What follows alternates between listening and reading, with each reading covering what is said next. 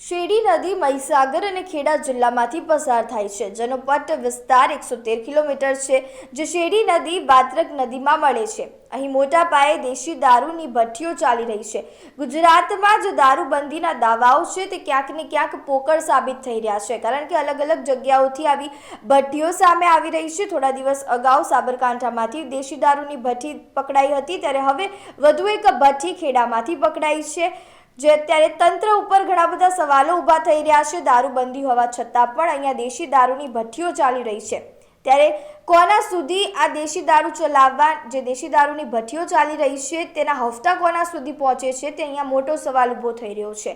દેશી દારૂની એક બે નહીં, પરંતુ ગણતરી પણ ન કરી શકાય એટલી બધી અહીંયા ભઠ્ઠીઓ ચાલી રહી છે. આના માટે જવાબદાર કોણ છે અને સંબંધિત તંત્ર દ્વારા દેશી દારૂની ભઠ્ઠીઓ ઉપર ક્યારે ત્રાટકવામાં આવે છે, તે એક મોટો સવાલ ઊભો થઈ રહ્યો છે. ત્યારે હવે અહીંયા જોવું એ રહ્યું કે જે સંબંધિત તંત્ર છે તે ક્યારે આ ભઠ્ઠીઓ ઉપર કાર્યવાહી કરે છે.